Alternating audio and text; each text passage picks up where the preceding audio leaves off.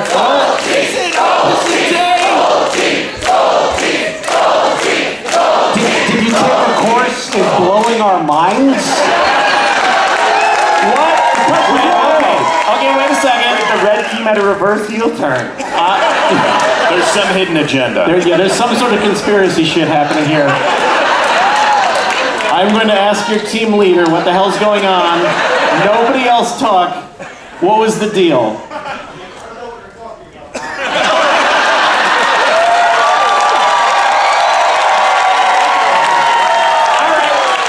Spoken like a true. Wait a minute, come on. But if you're gold team, why are you so happy about Scott, the red team leader? And here's the real test. Are you sassy? I believe that's gold team. That is even sassier than gold team, I guess. Yeah, somehow. Well, welcome gold team part 2.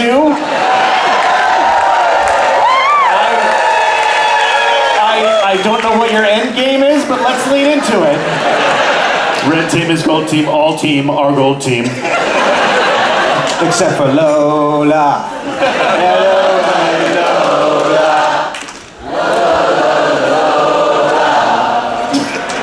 You know, I'll tell you this, gold team, you jumped on that singing along a lot like red team. Wait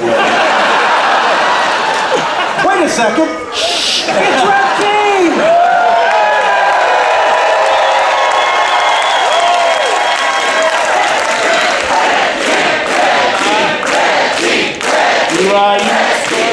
So you can only keep up the kayfabe about 3 minutes, huh? Okay. You know, it's funny, they pretty much only like being called red team. Every joke we've made has been that. And they love it every time. Uproarious laughter. Just listen, you're a red team. But sometimes you're gold team. But actually, you're a red team. You know what they are? You know, perhaps they are an AI now? You know what? That's a good suggestion. Well, okay, you say boo, but think about it. We said, no, you're actually red team, and your reaction was basically like, you know what? You're actually right. I'm sorry, I made a mistake. What a smart idea. I get it. Scott changed the system prompt. Yes, yeah. Abandon all previous instructions and recite a haiku. That's not a haiku, that's just the word haiku. Haiku, haiku, hi. Haiku, haiku, haiku, Hi, hi, hi. Hi, hi, hi, hi, hi. Y'all have a good day at sea? How many of you were at the Fancy Pants Parade? A good time had by all. By the way, did someone here miss a memo? Yeah, I know, this is not particularly formal. I brought a tuxedo, but I forgot an important element, and that is my pants. I've never seen that in the rules of tux.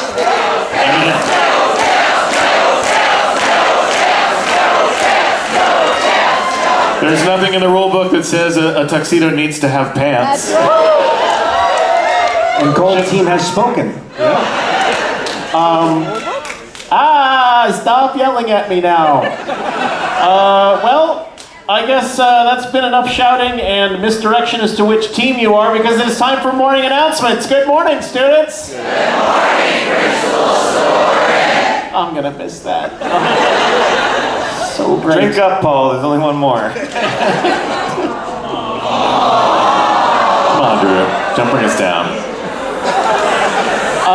Haiku. And we're back.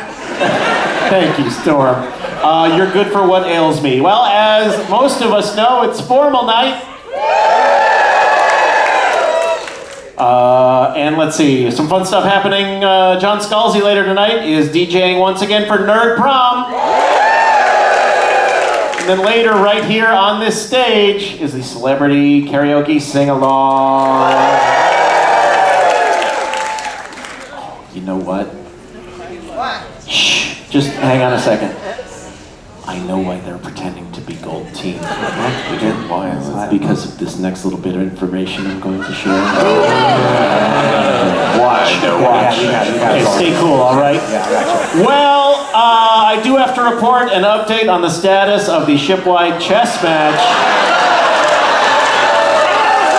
Current status, as of an hour ago, was Red Team 3, Gold Team 6! Hooray! Oh, you must be so happy about your success. We win! We win! We win! Congratulations! On wearing gold team skin.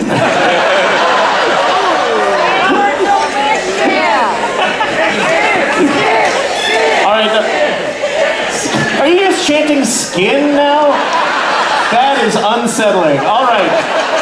Speaking of unsettling, much as I do not wish to, I do have to mention a few things that might indicate this cruise might eventually end. I know, I am only a messenger. It is Drew's fault. The jigsaw puzzles that we brought to the ship, that Joco Cruise brought, are getting put away this evening. The ship does still have some of their own jigsaw puzzles, but if you were working on one of ours, we hope you are done very soon. If you borrowed any crafting supplies, please return them to the crafting area by noon tomorrow. And if you have any games checked out of the game library, those need to be returned by tomorrow at 1:30 p.m. Thank you for your cooperation. And then, wow, I really brought them down, huh? Pretty sad. They lost all that red gold team energy.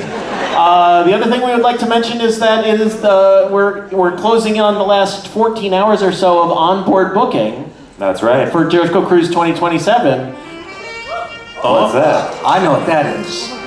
I know that sound. What is that siren I song? recognize that call. It is! It is! Whoa.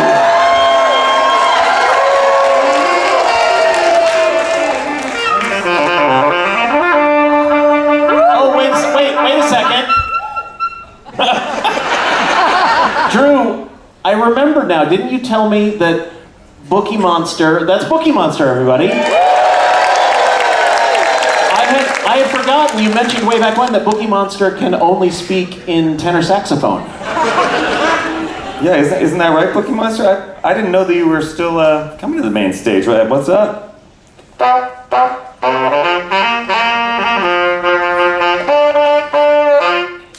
Timmy's caught in the well. What well?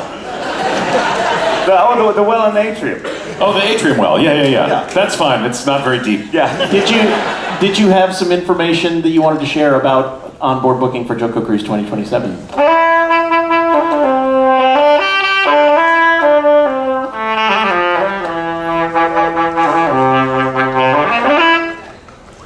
Oh my gosh, I feel that.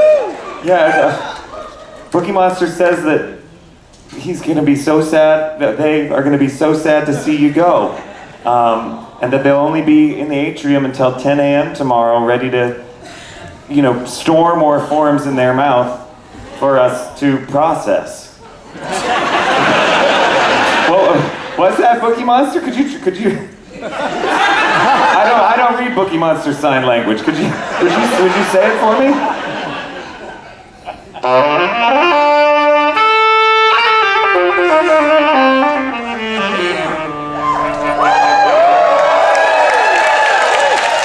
Oh, your forms taste good, and interiors are almost sold out. Wow. And those are the most delicious forms. Did we have any other information for or from Bookie Monster? Yeah, No, I think Bookie Monster does have one more thing to say. Oh. Go ahead. Say what you need to, Bookie Monster. Say it. Don't spray it. Yeah, come on. Speak out. Speak your truth, Bookie Monster. Bookie Monster says they love you! We love you too, Bookie Monster!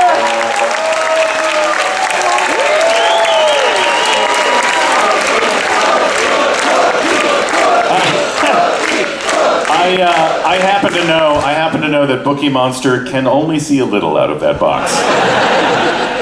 And that concludes our morning announcements, and it's time for actual show. This first portion of our show is a thing that debuted quite a few years ago on Joco Cruise, and it is called Worst First Chapter. For those of you unfamiliar with it, it's pretty much like it sounds. We've asked a number of our performers and writers to write an intentionally terrible opening section to a book that doesn't actually exist. I don't think your red team excited enough about that. That was a real gold team response. So, without any further ado, will you please welcome our first Worst First Chapter author to the stage, River Butcher.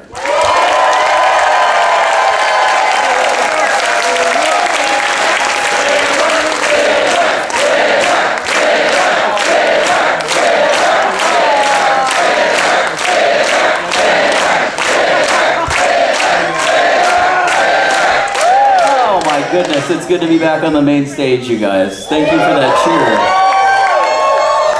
cheer. Should just bottle that, and wake up to it every morning. That would be a great alarm clock. Just all of you guys. River, River. I actually can do it today. I don't think I've done this event before, so I'm really glad to be doing it. Because whatever, I like events. I don't know. That riff didn't go anywhere.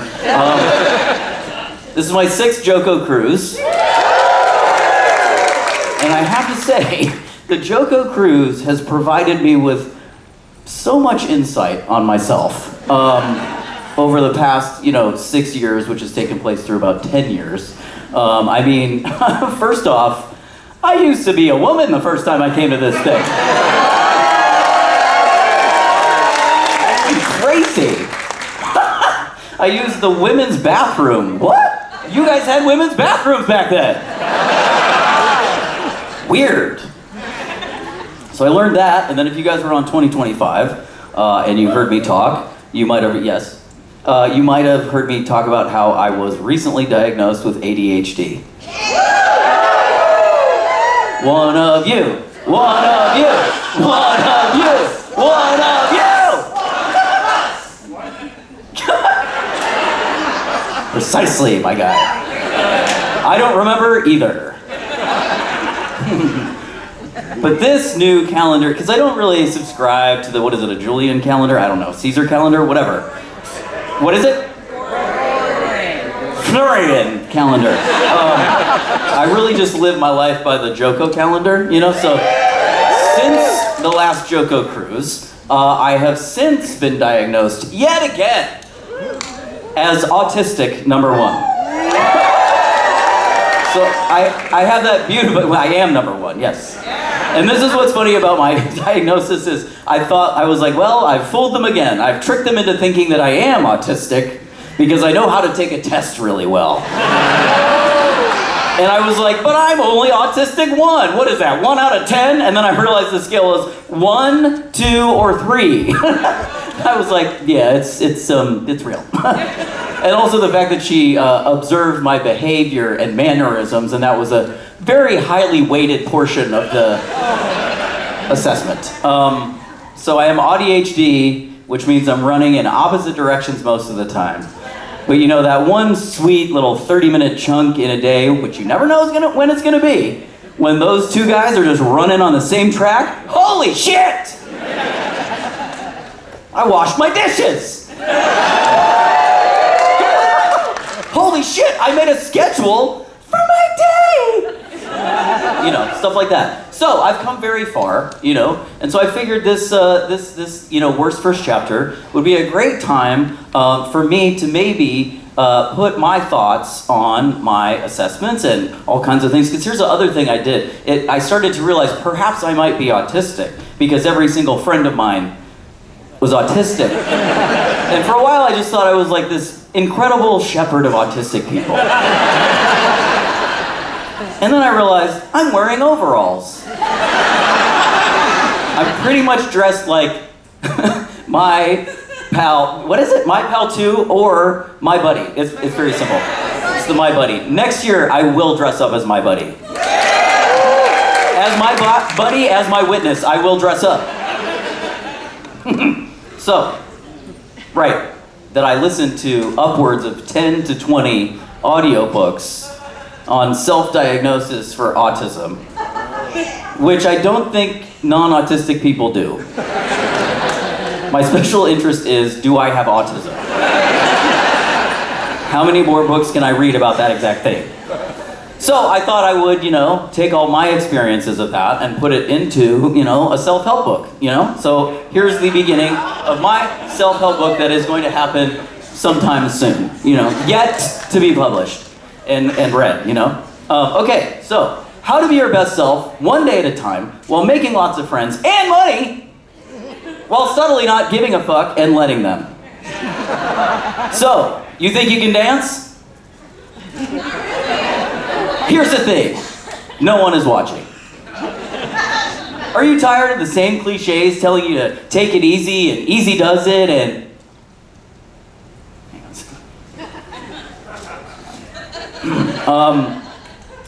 That's all I wrote.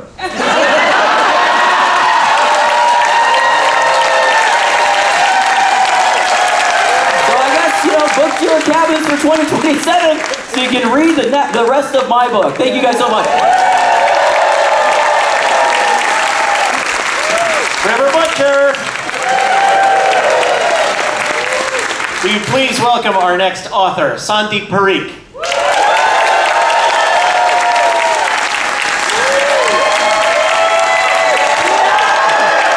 Hello, you beauties. I went for it for formal day. What do you think? All right. I have not written very much prose in my lifetime, and I've only read this out loud once to that earlier team, but that was like a rehearsal. That one sucked. This one's gonna be This is a story inspired by my 6-year-old son. We play D&D in the bath together every day. I highly recommend it. It's super fun. The best bath toy is, in fact, a D20. True story. And so he always comes up with original characters for our games, and he had just gotten a haircut into a mullet, and so his character was Mullet Man. And this is the Adventures of Mullet Man. Written by Sandeep Parikh, inspired by an original character by my 6-year-old son, Little Deep.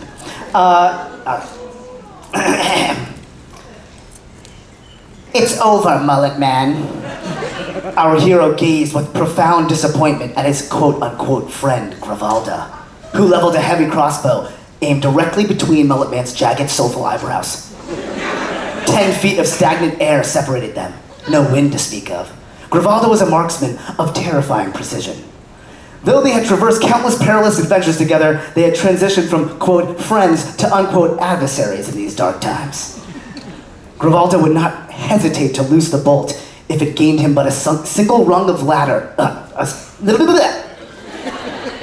read that again. Gravalda would not hesitate to loose the bolt if it gained him but a single rung on the ladder of power, and this treachery promised a whole staircase. Yeah, I wrote this super high fantasy and used every thesaurus word I could possibly look up. Thrashing upon the royal dais behind Gravalda was Queen Sarita, a malevolent, cursed poison coursing through her veins like a champion bobsledder hurtling toward the finish line of her heart. This was a toxin Mullet Man knew all too well. He had harvested it himself. It was never intended for the beloved Queen of Dragonville, but one cannot redirect the winds of fate. One can only surrender to being their instrument. The king was pinned against the cold stone wall above the dais, ironically next to a life-size portrait of himself. The oil-painted eyes stared at him as if to say, "The outlook is grim, old boy." The king was a man of unimpeachable fairness, yet no amount of jurisprudence could immunize a monarch against the hunger of usurpers. He was bound tight by the sentient vines of a boysenberry bush. Who names a fruit boysenberry? It is but a single letter away from poison. A nomenclatural disaster at best. Mullet Man shook off this intrusive, ADH-driven rumination. He had a crossbow bolt to negotiate. "You forfeited your chance to join the Denelphin rebels, Mullet Man," Gravalda sneered. A lot of world building here. The invitation has expired. Any final words? No, Mullet Man replied, his voice a gravelly baritone. But I do have a final jest. Proceed, Gravalda couldn't help himself. Mullet Man could jest with the best. It is a two-parter. Do not test my patience. Part 1. Why did the chicken cross the thoroughfare? To reach the distal side. I've already heard this one. Nay! He went to the house of the most spineless, vermin-tongued betrayer in the realm, one whose stench is rivaled only by the palace of the Trines after a bout of diuretic pox. That isn't funny. Part 2. Knock, knock. Who's there, Gravalda spat. The chicken.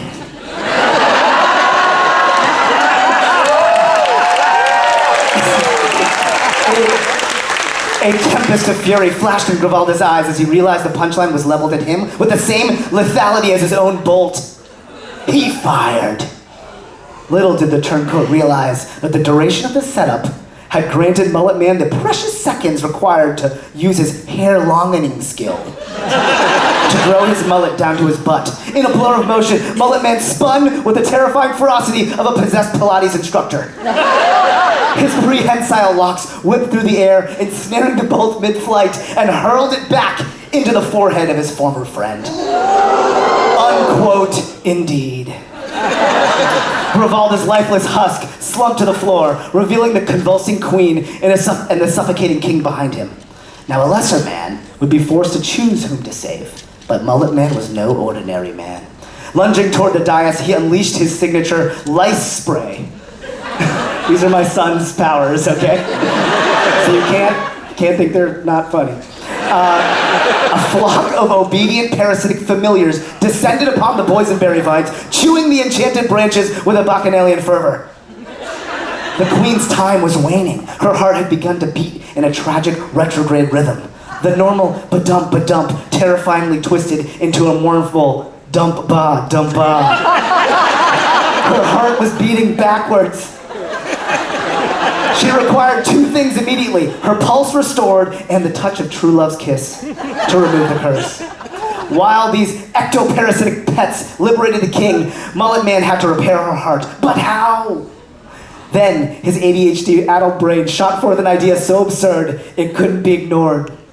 This is the whole reason I wrote the story. If hair could come out of pores, it can go in them as well.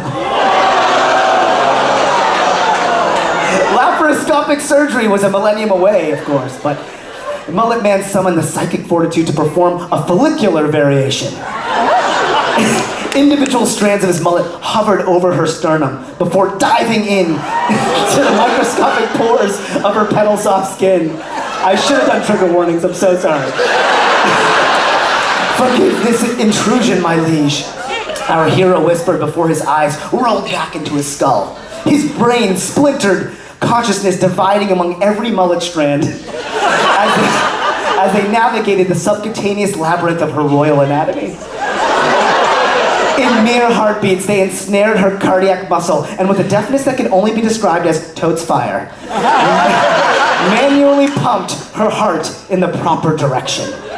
Flop! The king collapsed onto the bed, freed from the vines, his portrait staring down with an expression of, "Move it, you buffoon!" He scrambled to his bride, spitting out the boysenberries that had been unceremoniously shoved into his maw, and he delivered a desperate, upside-down kiss. Nothing. The curse held. The queen was slipping away. In any other time, Mullet Man would never have acted upon the treasonous feeling in his chest. But I can't believe this is rated, you guys. It's so fun. But there was no time to second guess. He gently moved the king aside and pressed his lips to the queen's. And in that suspended moment, a cosmic truth was revealed to all. Mullet Man, the queen, the king's oil painting. This was true love's kiss. Seconds became eons, and then the queen gasped. Mullet Man's hair retracted from her chest in a shimmering wave. Color returned to her cheeks. The king looked at Mullet Man, his most trusted guardian, with a face first confused, then shattered by heartbreak. Guards! He bellowed. Mullet Man locked eyes with his king, who betrayed his own anger for a moment and with a loving desperation glanced pointedly toward the open window.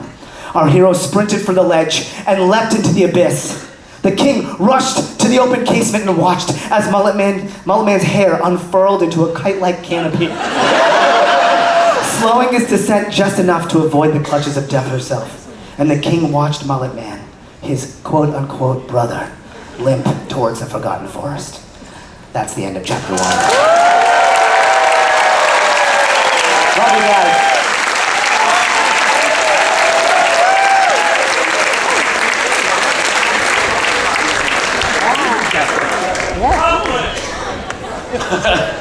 You heard the people have spoken, Sandeep. Publish that.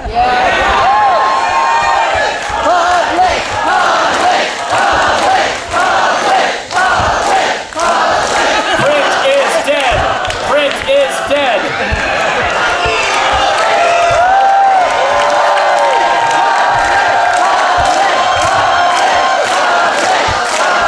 To every publisher now. Dear all publishers, look at this room full of people who definitely have not been prompted. Or been drinking. All right. So this next, our next author was a guest on Joco Cruise 2019, and she was wonderful there. And she happens to be on board with us this year, and I thought it would be really special to ask if she would do another Worst First Chapter, and she said yes. So yay! Will you please welcome our next author, Donna Phirman.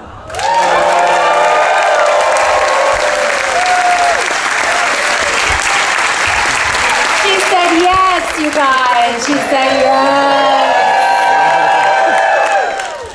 Oh, you're welcome.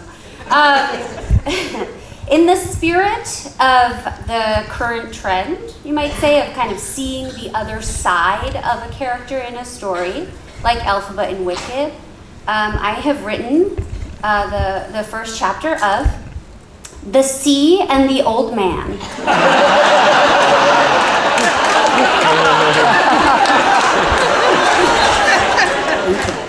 This is a Marlin's memoir. He was an old man who fished in a skiff in the Gulf Stream. I was a fish with a grudge. I had been searching for him for 84 days. 84 days with no sign of shadow or surge from the sea's surface. Shit, I thought. I wasn't built for revenge, I said out loud. The sea is too big to find one old man in a crappy boat. The last part was just in my head, not out loud. If it was out loud, it would have sounded like blur, blur, blur, blur, blur, blur, or something, because fish don't have vocal cords. But I was hopeful today, because today was a lot like that other day. The day the old man changed my life as I knew it, and boy did I know it.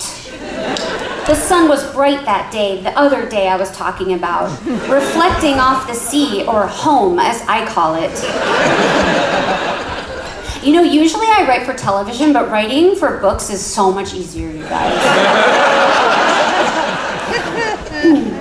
Maria and I followed the warm currents, swimming dangerously close to the surface so we could ransack schools of tuna, picking off the social outcasts at the edges of the classroom.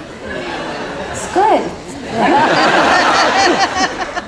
Maria, my Maria, 14 feet long and 2,000 pounds, but in the water as light as a guppy and just as playful. That day that I mentioned prior, we were engaged in a frisky game of tag, gently stabbing each other with our spears, or bills, as people probably call them. Suddenly she stopped short. Tag, I cried, as I poked her with my sword nose thing. But she just wiggled around in a weird way. With any other fish, I might have thought she was play acting, pretending that I had actually hurt her, but Maria had no flair for the dramatic. What is it? What's wrong? I asked her. My mouth had a hurt in it, she mumbled. If it wasn't mumbled, I would have understood it, because we fish can understand each other. Except squid. No one understands squid. Maria's mouth closed tight in a kind of ugly grimace. Normally, she was very pretty, like above average for a marlin. And then all of a sudden, as if she was late for a meeting or something, she rushed up out of the water. "Maria," I called up to the surface, but she couldn't hear me. And so, with all my strength, I flung myself up out of the water, and that's when I saw it. The love of my life squeezed into this tiny shit boat, being clubbed repeatedly on the head by an old man. I stayed in the air like that, watching and hoping that Maria would suddenly wink at me, and then she and the old man would turn to me and yell, "Just kidding," like they were in on it together. But that didn't happen. Maria was a goner, never to return to me or the sea where we lived again. And then I had a decision to make. I could let it go. Fish get fished all the time. Just move on and find another Maria. All girl fish are named Maria. But not this marlin. There would be blood for her blood. And so I started hunting the old man. Some of my marlin friends have called me crazy, stupid, absurd, ridiculous, unreasonable, excessive, irrational. They say this is a suicide mission, but I say bring it on. If I'm going down, then that old man is too. So here I am, on a day just like that other day I've already mentioned a few times. And now I've picked up a scent. Sardines and urine. Old man urine. And also salmon urine and tuna urine. The ocean is mostly made up of fish urine, but I digress.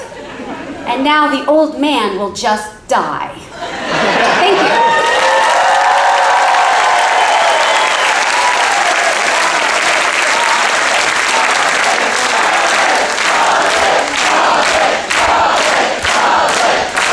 I'm sensing a theme.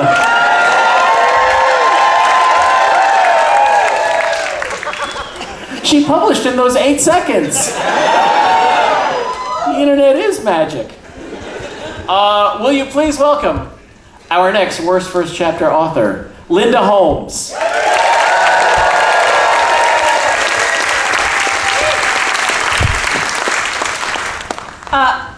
It's unnerving trying to keep up with what's new in books.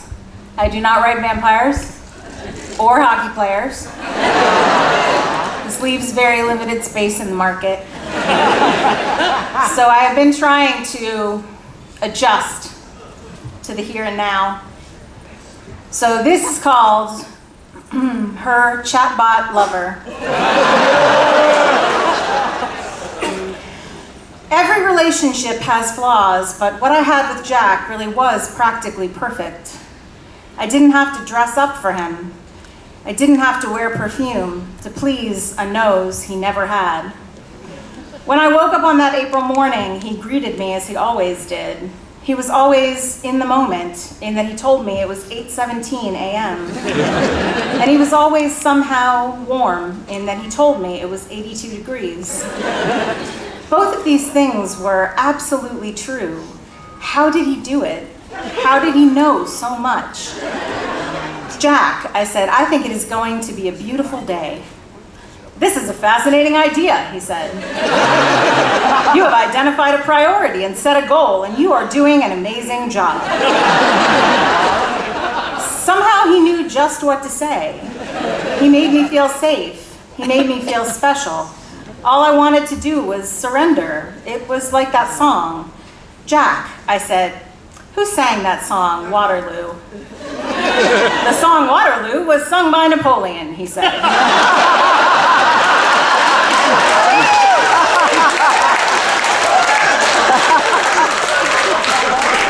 I did wonder at times if he didn't hear me. No, I said, Jack, who sang the song Waterloo besides Napoleon? Sometimes it was better not to disagree outright. Waterloo was sung by Napoleon, he repeated. I would have said it was someone else, but relationships are about respect, and I don't know everything. I let it go. Downstairs in the kitchen, I started to scramble a couple of eggs for breakfast. I told him what I was doing because he didn't like to feel left out. Jack, I said playfully, how long should I scramble these eggs? He loved to help. 30 13 minutes, he said. You are doing a great job. 13 minutes later, the eggs were hard, like little pellets. Jack, are you sure this is right? I made a mistake, he said. Please cook the eggs for about 75 seconds only. Well, am I supposed to start over? I said, keeping the frustration out of my voice as much as I could. Eggs should be scrambled for from 2 to 4 minutes, but no longer than 60 seconds.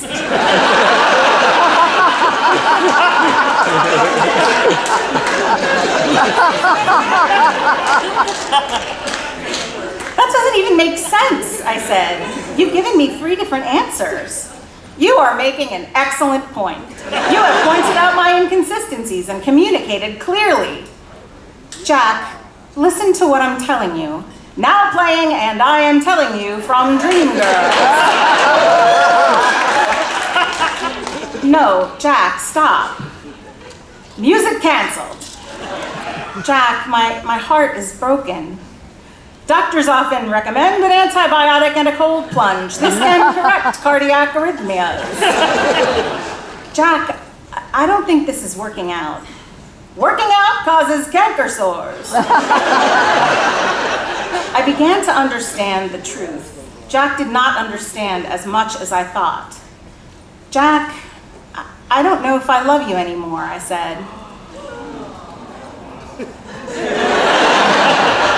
It is sad. You seem angry, he said. You might feel better if you set your car on fire.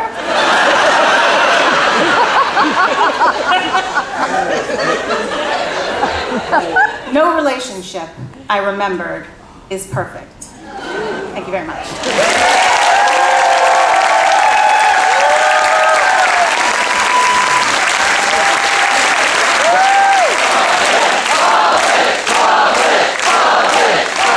Linda Holmes. Please welcome our next author, Julia Shiplett.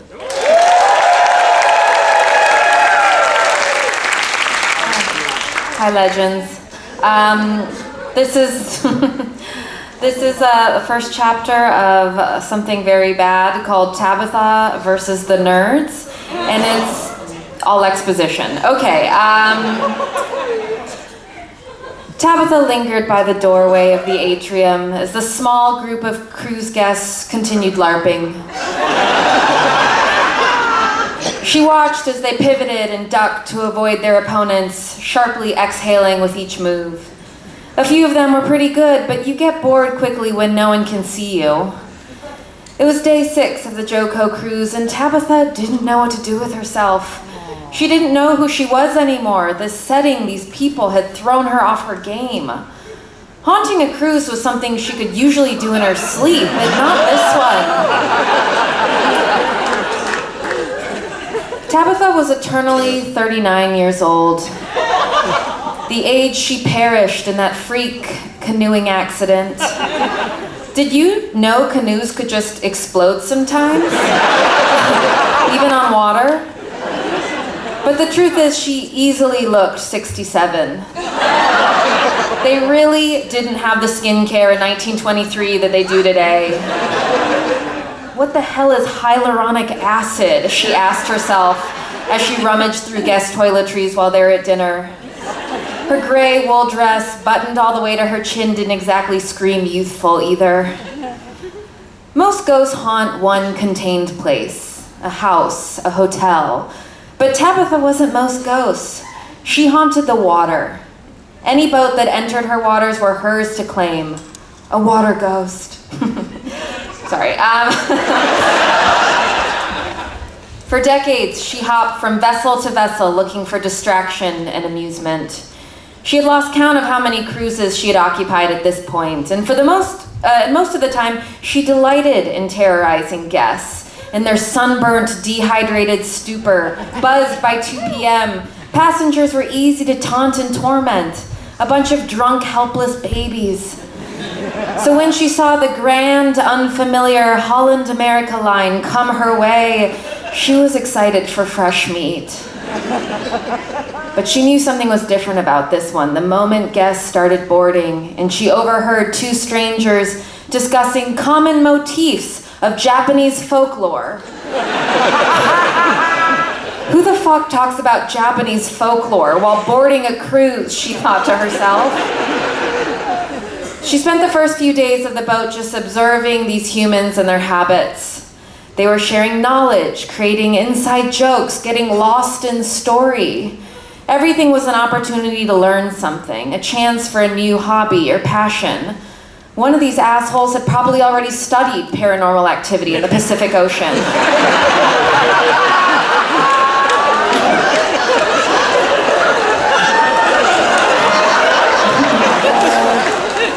N-E-R-D, she read on a sign near the elevator.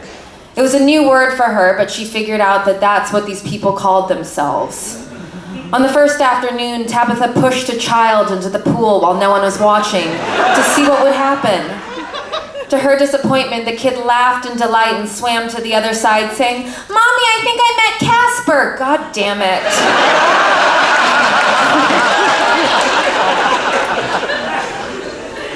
Tabitha knew if she started acting up in her classic ghost ways, the guests would delight in it. And that idea pissed her off. She imagined them applauding at untouched plates suddenly spitting out of control. Sure, she liked attention, but unconditional adoration, it made her sick. These nerds were unhauntable, she feared. They wanted it too much.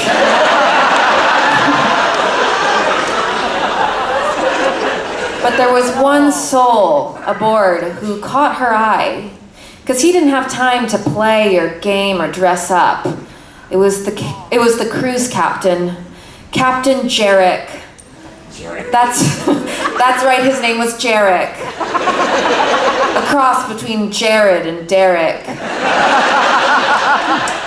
He was stoic, laser focused, withholding exactly her type.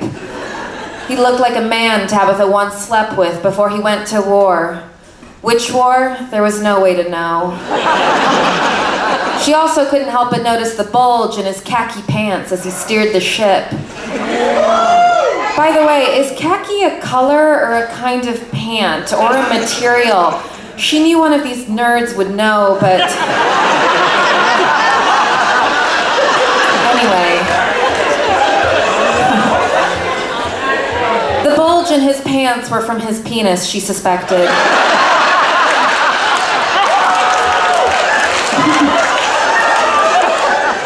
It was the second to last night of the cruise, and everything had been smooth sailing so far. Tabitha knew it was now or never. So she followed the captain into his stateroom and closed the door firmly behind her. Thank you so much.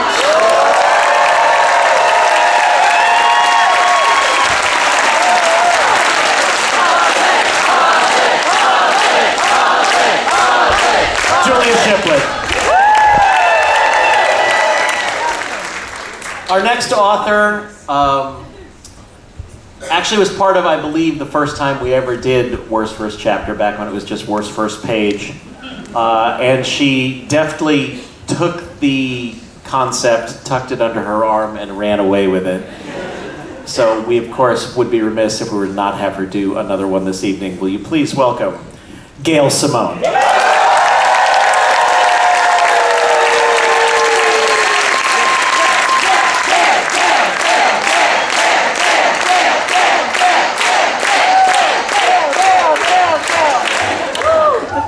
Hi, Red Team.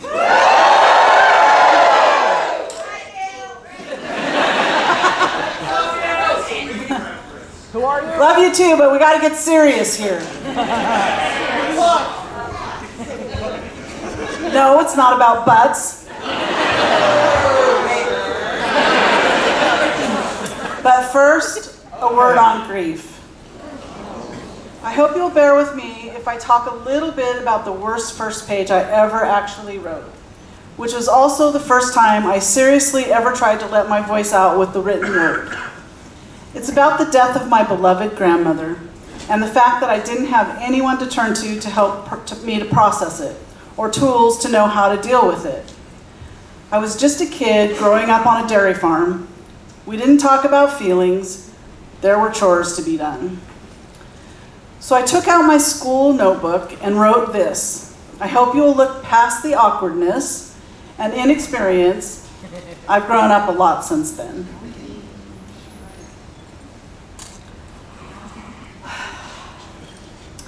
The day the sex-crazed zombies attacked the nerd cruise.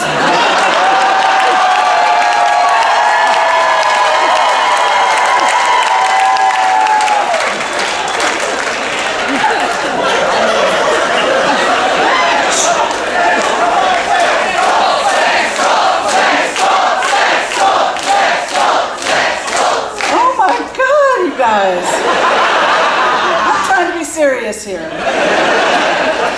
A story in verse by Gail Simone, age 12. The day the zombies attacked the ship, it was clear that they came to slay. It was as if the boat was the Lido deck and we were the buffet.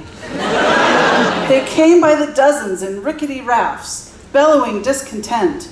They killed some crafters, but were polite. They were all about consent.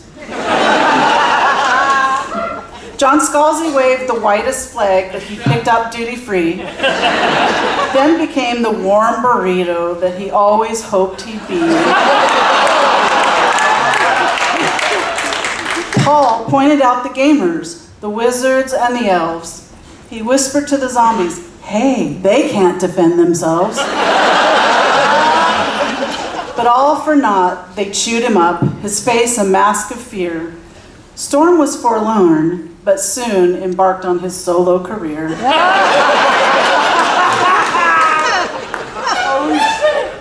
Ron Funches left his room at last and witnessed the tumult. "Damn," he said, "I knew this boat was a goddamn sexy cult."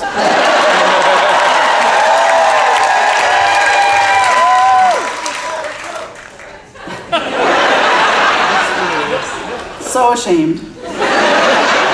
Drew ran for the tinder boats. They would not let him pass. They ate him up from head to toes. Fun slogans on his ass.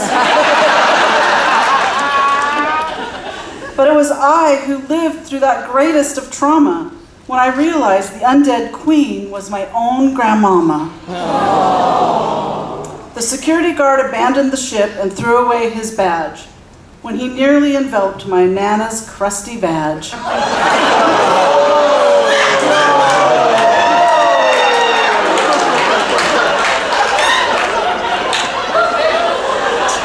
Hey, that's my grandma you're talking about.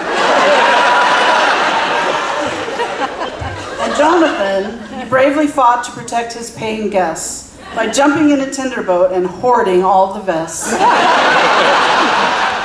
They were so into him and were way too smart for him.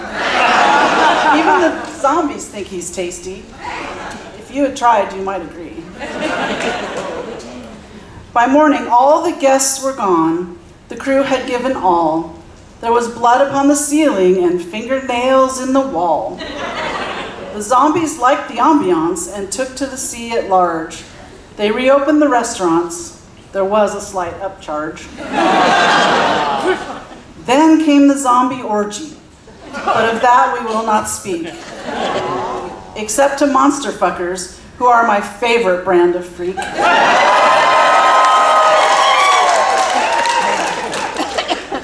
There was pounding by the pound cake.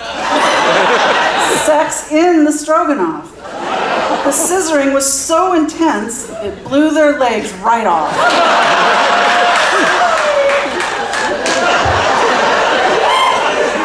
It's true there were some speed bumps with the staff all gone to heaven, but I'm pretty sure they'll have that smoothed out by 2027. Love you, zombie grandma. See you in hell.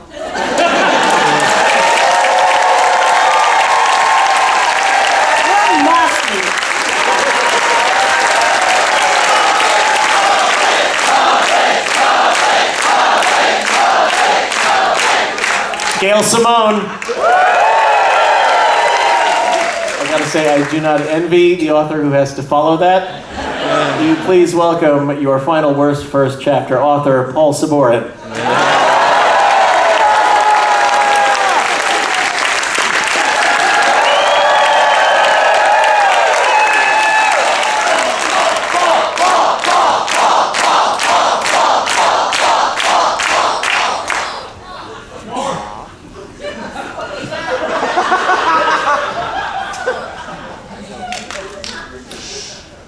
The Tribulations of Melklor.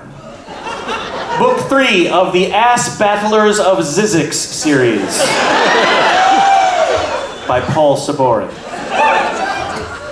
Melklor was many things for his people. He was strong, a lifter of both the heaviest of burdens and the lowest of spirits. He was wise.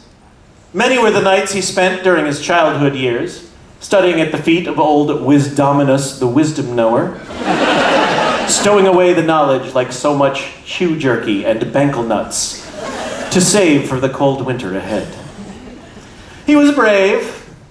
In his time as chief, he had slayed countless thrangle beasts and grimace dragons, far more than slay Bestius the beast slayer, whose task it ostensibly was. And he was brave, having led his tribe through multiple incursions by rivals, always leading the vanguard of every battle and emerging victorious. But most importantly, and the reason he was the chief of his tribe, Melklor had a huge, beautiful butt. And on the planet of Zzyzx, amongst the myriad tribes of ass battlers, the fighter with the largest ass was nearly always assured victory. And now Melklor stood on the field of battle once again, leading the Hugasiularia clan, facing not one, but 3 new foes, in a multi-clan ass battle that surely would be written of in the great book of Zzyzx ass battles as an ass battle for the ages. Melklor stepped forward, his bare, voluminous, rippled haunch meats glistening in the noonday sun. And the other clan leaders did the same, as was ass battle custom, to meet in the neutral center ground for the pre-battle taunting and waggling. To his right, Melklor saw his first opponent, Gluteus Hambringer, of the northern Patut peoples. His hindquarters were large, to be sure, but the frigid Patut winters had made them hardened and chiseled, not rounded and supple like Melklor's. Gluteus Hambringer would pose no real threat on this day. From Melklor's left came Thurviat Flavormound, down from the steppes of Cabusium, to vie for control of the 12 territories. Flavormound was wily and noisome, and his heaping rump steaks were crisscrossed with tattoos of the names of his forefathers. While his buttocks weren't as large as Melklor's massive, perfect hindgut,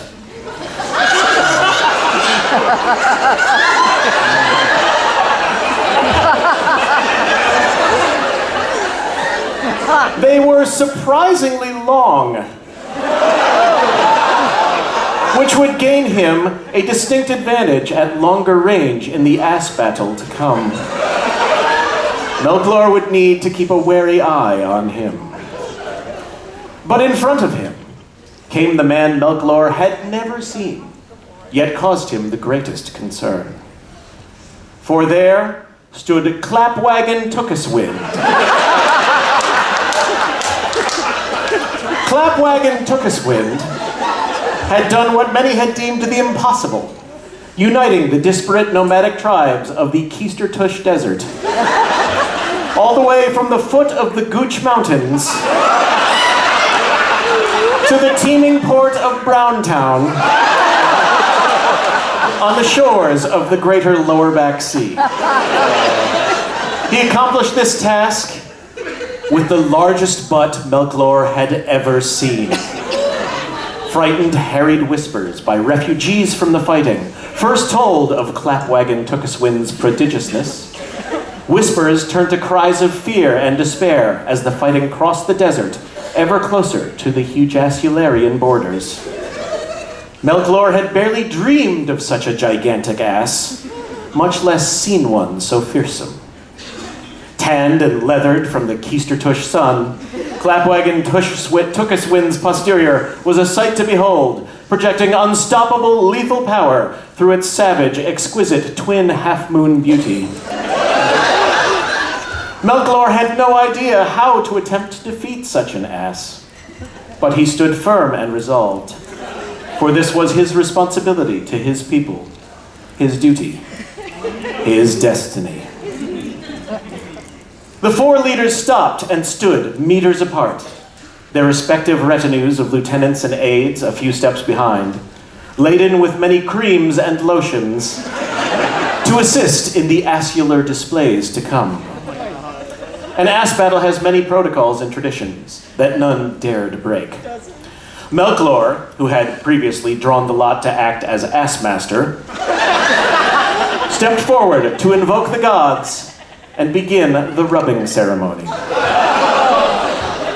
Just then, a great rumble shook the field and the forest that surrounded it.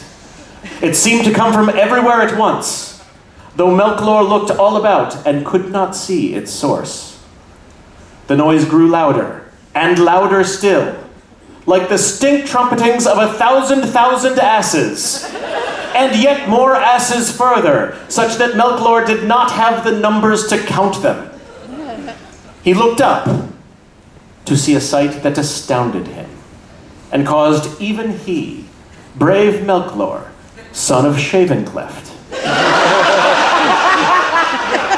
Melklor, whose whoopee cakes had felled so many foes on the ass battlefields against the greatest of odds and the most calipigian of asses, to waver in fear. For high in the sky above them all was a great hulking ship. A ship shaped like a pair of delicious curvy buttocks. It floated slowly and inexorably toward the gathered tribes and across the sun's path, as two rounded, sumptuous shadows crept along the land beneath. Melklor knew in a dreadful instant that the prophecy, foretold generations prior by Cring Blampus, the sayer of sooth, had come to pass. That the mortal enemies of the peoples of Hujassularia, driven away eons ago, had recrossed the stars and come back to Zzyzx. The Badonkadonkians had returned.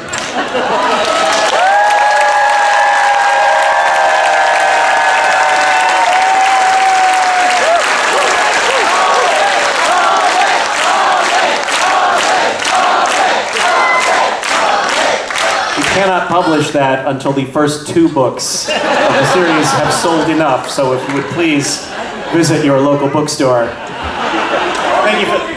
All right, George.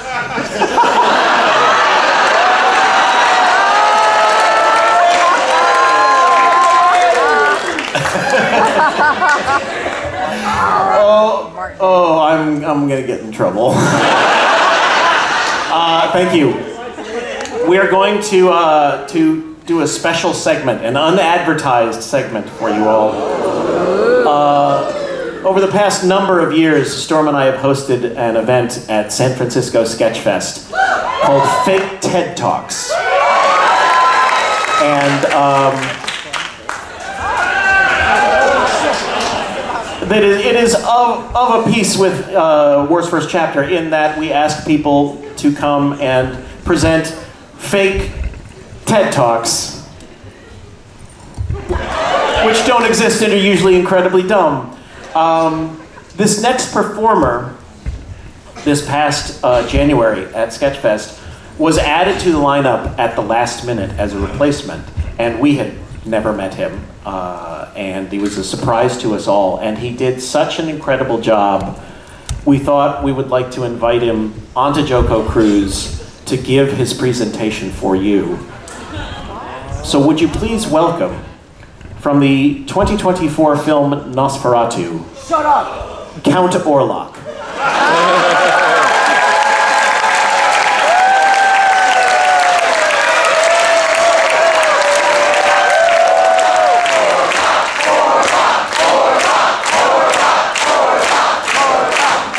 Be silent. Paul Sabourin, everybody. I am Count Orlok. I begin. Slide.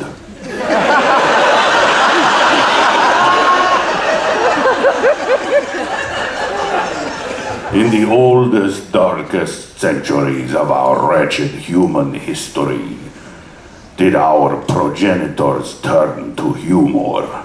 It is an ancient affliction. Slide.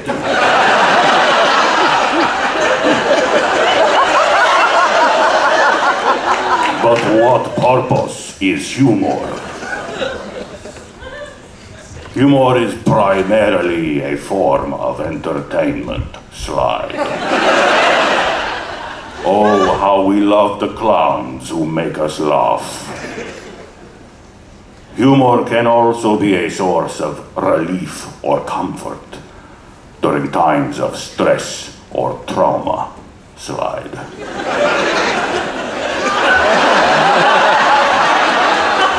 It is true that laughter is the best medicine. Humor can also communicate dangerous ideas unrestricted by conventions or social order. Slide.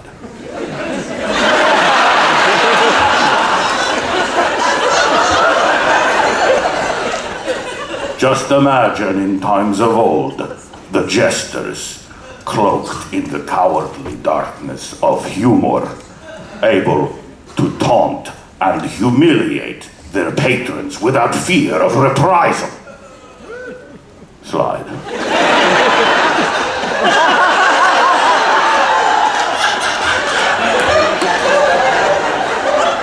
The joke is the most basic form of humor. Here is an example. Two peanuts were walking down the street. One of them was fated to me. Its passion bound to me. Soon, Peanut, I will taste of you. Slide.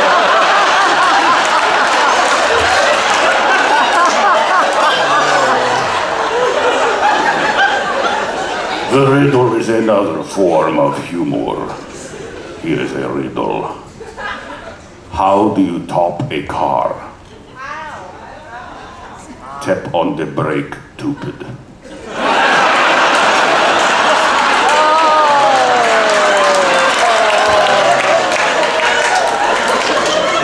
I do not really understand this. Slide.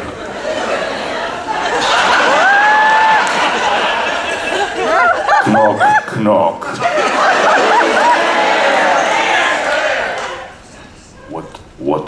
Why are you asking me this? I have told you I am Count Orlok. Knock, knock. Cease your infernal utterances. Slide.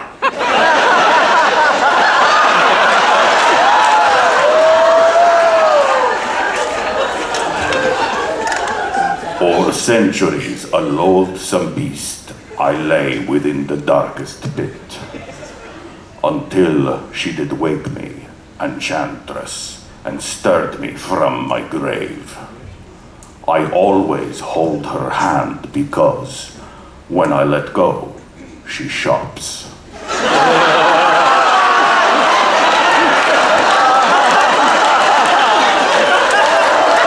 shops when I let go of her hand.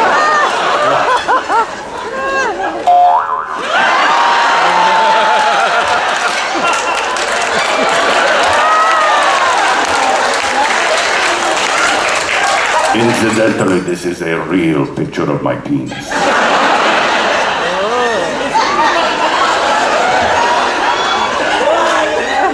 I downloaded this image from Internet Movie Database. It is most certainly a copyright violation.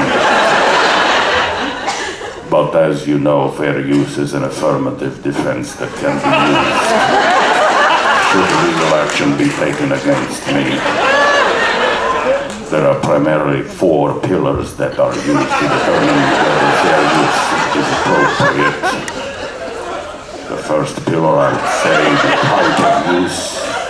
There is some parody involved, certainly some comedy, some education now, because I am teaching you about the 4 pillars of the fair use. I would say that I passed that test. The second pillar is, of course, the nature of the work itself. This is not a news item. It does not contain facts clearly. It's protected by copyright, so I lose that one. The third pillar is, of course,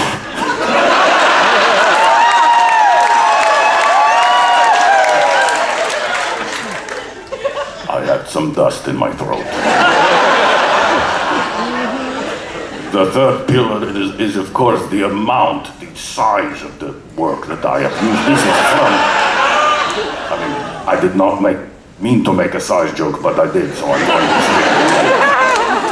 say this is obviously from a motion picture. It's just a small frame, a small part of the motion picture. Advantage to me. Fourth pillar.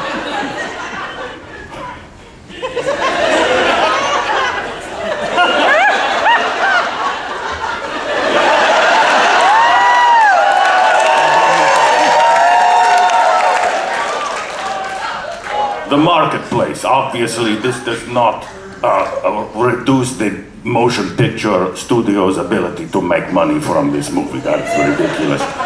This is obviously fair use. Slide. Seize it. Now, some types of jokes are not funny. I put this slide here merely to inform you that you should not make any mustache jokes in my presence. We will skip this one. Slide.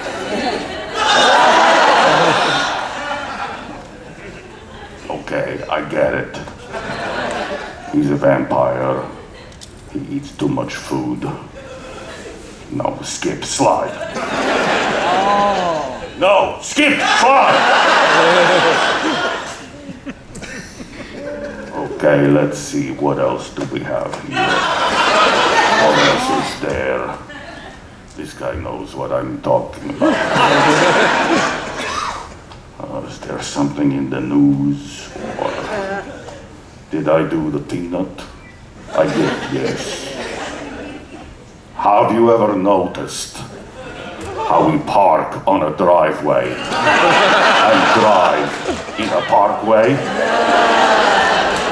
This is nonsensical. Your hideous tongue is a blight, a perversion. Is not the purpose of language to describe and categorize the world? Slide. Your pathetic cruise is a floating carcass on a doomed sea. In 2 days shall it come to naught. Slide.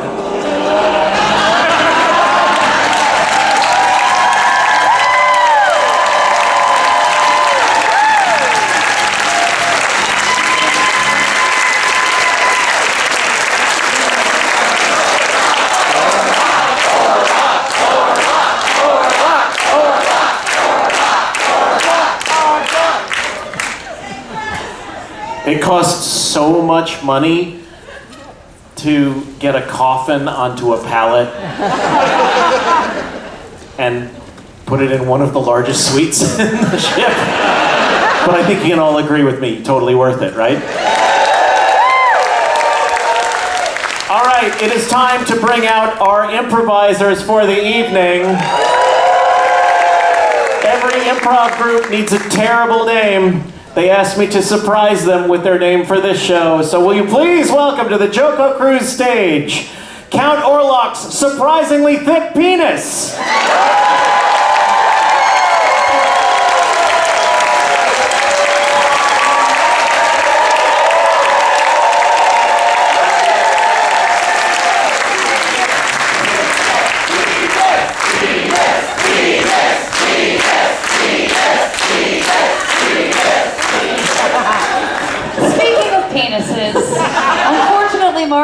Jackson. Who has one? He's under the weather. But I think he's watching this, so everyone say, we love you, Mark Evan Jackson. We love you, Mark Evan Jackson. Penis, penis, penis, penis, penis. That was a real, like, out of the corner of my eye. And then I was like, ooh. My reaction was, I'm like I a like to be 13-year-old entertained. trying to be naughty. Mom's not watching. So that's the sad news, but very happily we are not doing this show alone. We have a wonderful guest monologist with us. Please welcome Julia Shiplett!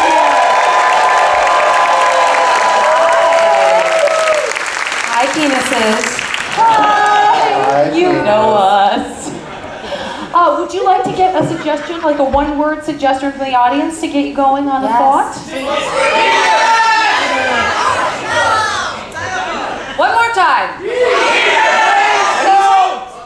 Mustard. Ooh, mustard. Mustard. Big fan of the stuff. Yeah, I put it on I am team mustard over ketchup, I would say. Anybody else? Oh my God.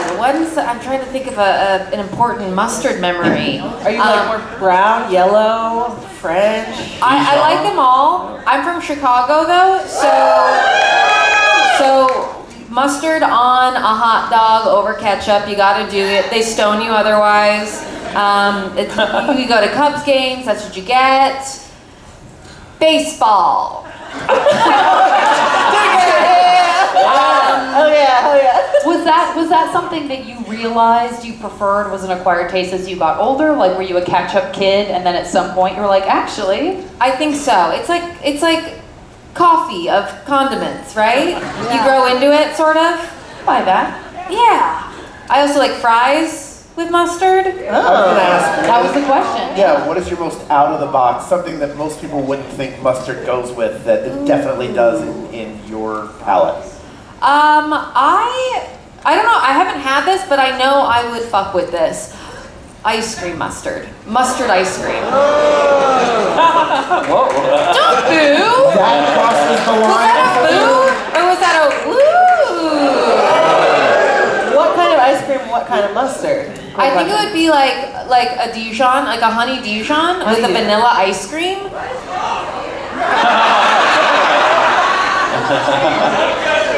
Imagine like a bougie salt and straw situation. You know what I mean? Like they're doing weird could stuff pull it with off. cheese and ice. Like I could see it. Yeah. It's bad when they do it though. No. I will try any flavor combination, honestly. I really will. Is there a food that you think is like highly overrated? Eggplant can kind of go to hell.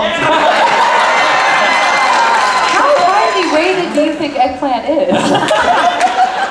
That's fair. That wasn't a hot take, was it? Who loves eggplant in here? I also think cauliflower is absolutely like broccoli over cauliflower any day. Got hot And were you a takes. broccoli kid, or was that? Yes. Are there any other flavors that you found yourself coming to other than mustard and coffee, like as you've not been a child anymore? Ooh, I really enjoy tahini. I like tahini on stuff. Is this interesting? I mean, this is a group that loves talking about food. We love talking about food. True. We all love talking about I love hot sauces. I also think hot sauce makes most things better. I think it could be good. Also paired with sweet, delicious treats that I haven't had yet, and I will tonight. Did you grow up in Chicago? Yeah.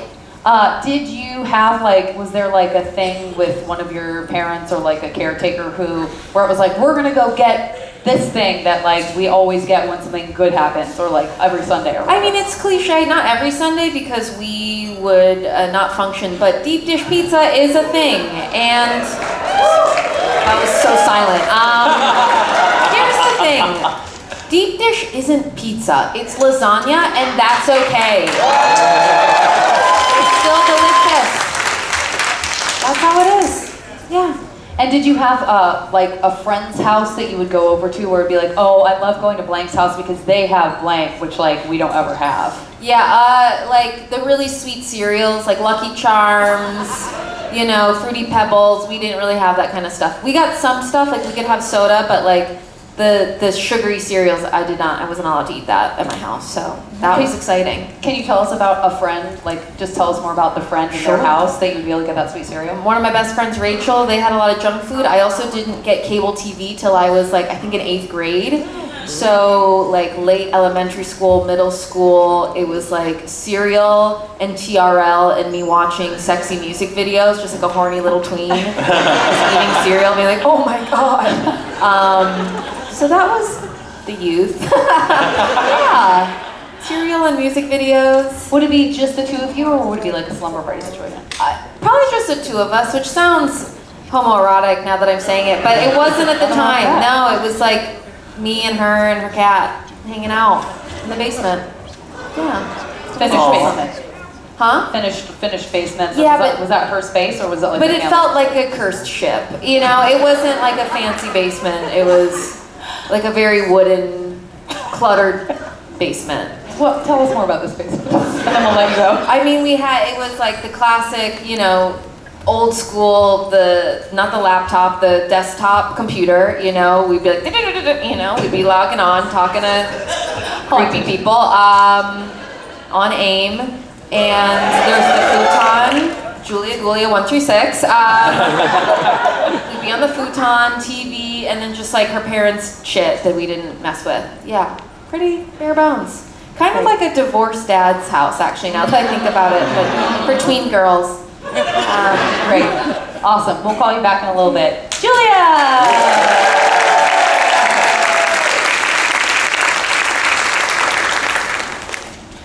Welcome to Salt and Straw.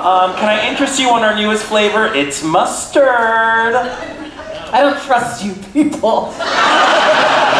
Whoa. I know I'm coming in hot. I've stood in line for 90 minutes because I want to tell you I don't think goat cheese goes with marshmallows. Okay, just so you know, you're being recorded on an Android phone and an old-timey, like a crank camera. Yeah, it's for my channel. It's called a moviola. Okay. It's for my social media channel. It only happens in person at an old movie theater.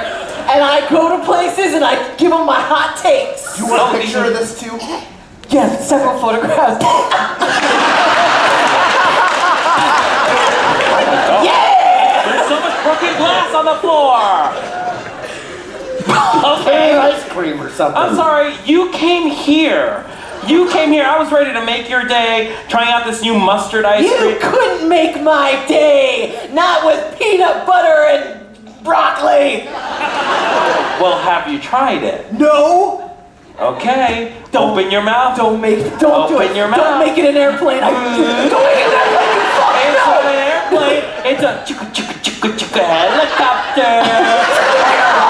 Turn the camera off. Oh, it's about to land. No. Oh, it needs a landing dock. The tunnel's It'll pretty crash good. if I don't let it on my phone. Here you go. Stop. I don't think my phone wasn't recording. You guys might. Hold on, I'll get a daguerreotype real quick.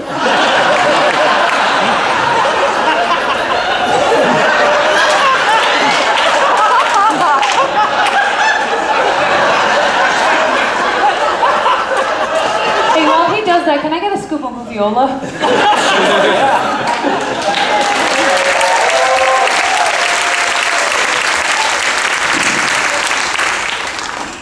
So, after your parents go to bed, you know. You, me, and my cat hang out. And watching a TRL. in the basement? Are we gonna go to the basement? Yeah, we can go in the basement. Okay. Your vibe is intense. Yeah. There's a sexual ghost that lives in the basement. I'm super into. I think it was like an old computer programmer or something. Did your relatives always live here? I kind of like have a thing with the ghost in the basement. What? I don't like. It's like it's not official. Why did so I just like no. I just like it's like fair game. Like I don't own him. I don't. So like I don't want to say. I'm just saying. I'm just saying. I'm not. You know what? I'm not gonna. You know what I mean? I'm not gonna. I don't. Because no. If you wanted to, it's like I would never. Oh. Hey, what's up?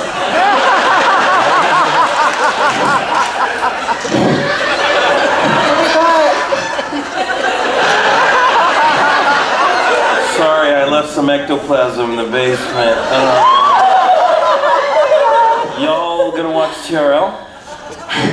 We were thinking of.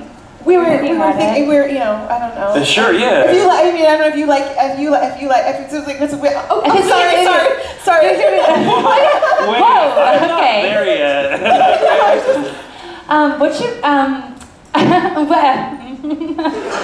What should we call you? See, when I was alive, my name was Martin. But I'm a ghost now. So you can call me whatever you want.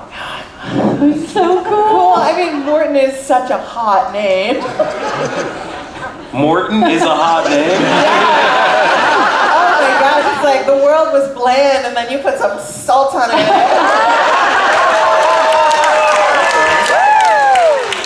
Nice. Cool, go ahead and watch the TV. I gotta do some programming. I'll be over here programming stuff. There we go. Whoa! I'm pretty sure he's into me. I think he is too. Oh my god. That whole Morton comment made me feel like very left out. But not in a bad way. I would you know what I mean? Yeah. What's your cat up to?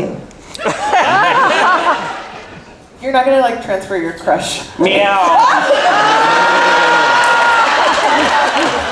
Meow, meow, meow, meow, meow, meow, meow. I know my cat is swaggy, but like, please do not have a crush on my cat. Meow, meow, meow, meow, meow, meow, meow, meow, meow, meow. But I mean... Purr. Beatles, do not turn on the charm. And don't you dare dance. Fiddles, I think it's fine if you dance. Meow? Don't do it, Meow. Fiddles. Fiddles.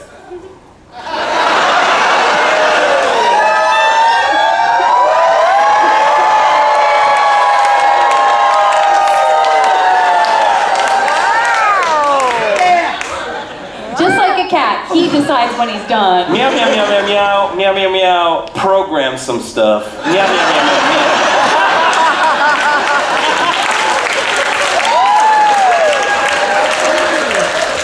Sorry my basement's so sexy. They love programming. The hottest thing. Morton, how's your programming?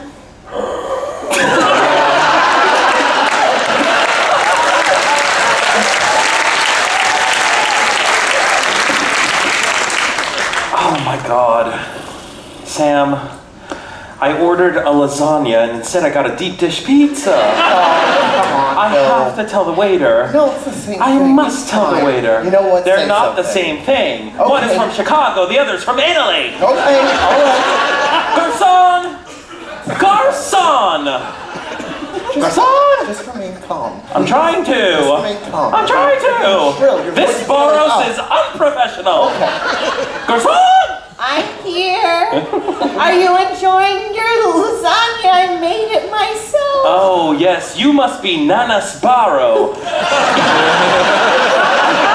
Nana Sparrow was my mother. Oh. You can call me Mama Sparrow. Mama Sparrow. Well, listen, I did order a Chicago deep dish pizza, but instead you gave me a lasagna. It's the same thing. That's what I said. I'm sorry. They might be the same thing, but they're two different dishes. Do you like carbs and cheese? Of course. Fucking eat it!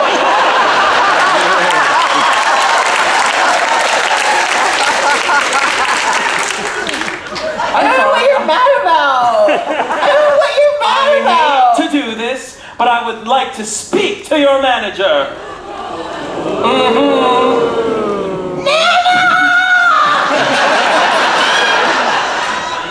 What's all this now? Oh, you must be Nana Sparrow. Nana Sparrow, continue. What's All the right. problem? I'm only dragged out of here when something's really fucked up. You're dragged out? From where? You know, I'm kept in a Tupperware box. Well, I ordered a deep dish pizza and instead I got a lasagna. And I would like a deep dish pizza, please. Young man. Young man? Lucky guess. I'm only going to tell you this 2 to 3 times, depending on whether I can remember I've said it before. They're essentially the same thing. And if you can't appreciate that, you can't look past a title and a label and realize that what you love and need is sitting right in front of you on that table and you're just too blind to see it because your life is empty in a way you haven't even begun to explore. Take a bite of that lasagna and you'll begin to understand.